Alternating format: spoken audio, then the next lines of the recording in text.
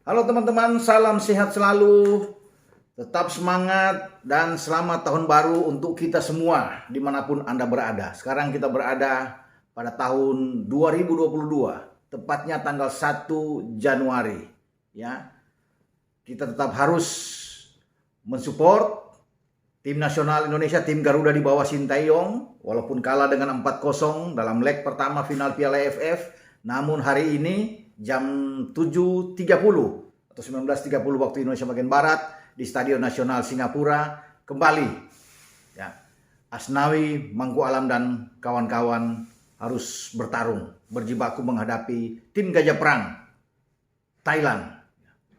Memang kalau melihat untuk kita bisa menjadi juara kansnya hampir mustahil, tidak mungkin. Walaupun banyak yang mengatakan bahwa sepak bola ini bisa terjadi, bla bla bla, tetapi menurut saya akan mengharapkan yang tak mungkin, ya. Bukan kita pesimis, tidak, tetapi kita harus memandang dengan realistis. Kalau melihat di leg pertama bahwa kita memang kalah segala-galanya, ya, dalam statistik apapun, ya. Bagaimana Thailand tampil luar biasa memang. Kualitas mereka ada di atas kita. Dan ini diakui ya oleh pelatih kita sendiri, Sintayong.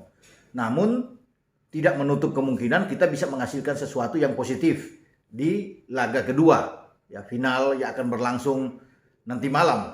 Ya. Kalau untuk bisa mencari hasil imbang, saya setuju. Bukan tidak mungkin kita bisa bermain imbang ya. 0-0, 1-1, 2-2. Ya. Atau bahkan kalau kita menang, ya masih bisa, tapi tidak dengan 5-0, tidak dengan 6-1 untuk membalikan keadaan. Saya pikir ini sulit. Karena Thailand yang kita hadapi, tim yang memiliki pertahanan terbaik di Piala AFF sejauh ini. Hanya 1 kebobolan ketika melawan Filipina. Mereka mencatat 6 clean sheet, tidak bobol ya, dari 7 pertandingan terakhir. Luar biasa.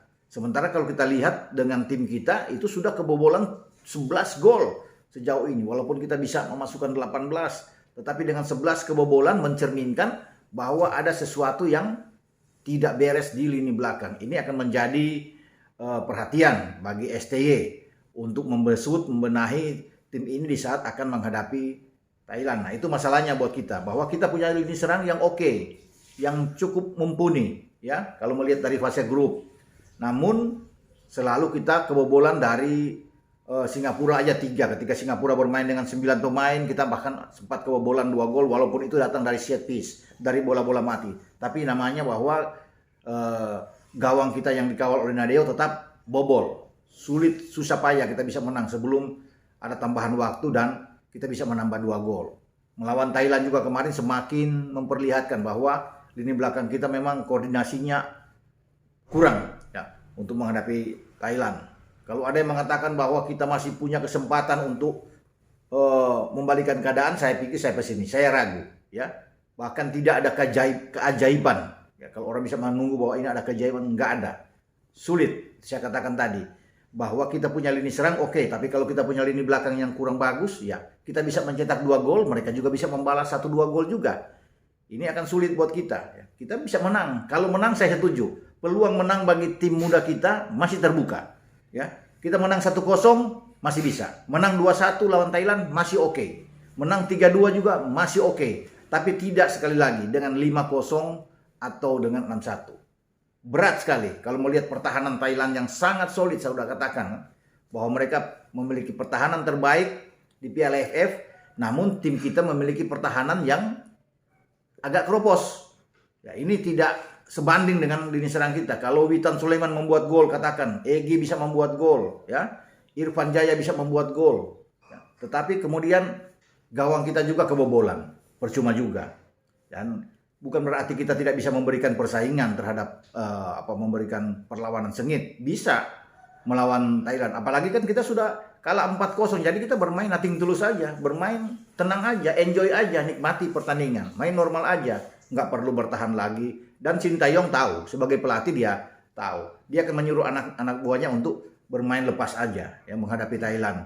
Karena mereka tidak mungkin akan bertahan dengan kekalahan 4-0 ya. Itu saya katakan bahwa pembenahan yang harus diperhatikan sekarang adalah lini belakang kita.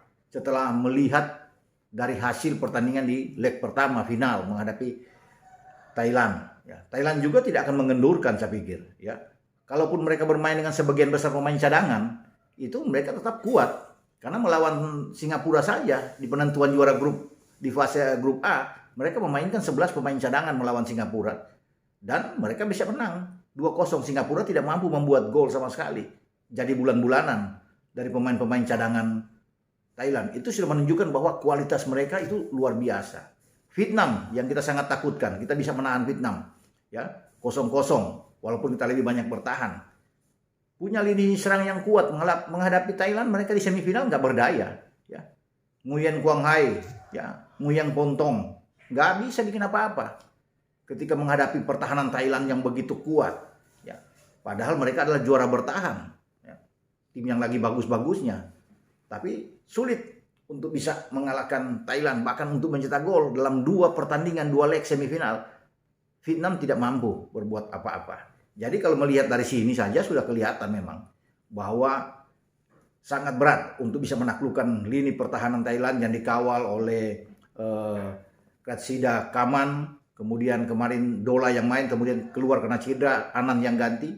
Karena kemarin juga mereka tidak memainkan pemain belakang terbaik mereka, Manuel Bir. Ini pemain bagus yang ada. Ya, bukan tidak mungkin dia akan tampil dalam leg kedua. Jadi siapapun yang dimainkan di lini belakang Thailand, mereka memang skuad yang bagus dengan pertahanan baik, lini tengah yang bagus, dan lini serang yang oke. Ya. Kenapa saya bilang demikian? Karena itu sudah terbukti. Nah, bagi kita, menang sekali lagi masih memungkinkan, masih terbuka. Kalau kita bermain menekan juga kan peluang-peluang di final leg pertama masih ada terbuka. Dari Dewa, dari Irfan Jaya sebenarnya ada untuk membuat gol bisa ke gawang Thailand. Bukan tidak mungkin. Nah, kalau kita berkaca juga pada babak kualifikasi grup G pra Piala Dunia ya di Qatar, di mana kita mampu menahan Thailand 2-2 di Stadion Al Maktoum di Dubai. Itu 3 Juni yang lalu. Tahun ini juga terjadi. Kita memang tertinggal terus lawan Thailand, tapi kita bisa menyamakan kedudukan. Dan 99% pemain yang di bawah Shin Tae-yong itu ada saat ini di Piala AFF. Jadi kita memang bisa mencetak gol ke gawang Thailand, tapi itu dia pertahanan kita yang tetap agak keropos ya, agak sulit, ini koordinasi yang kurang bagus, ini pasti akan tertembus juga.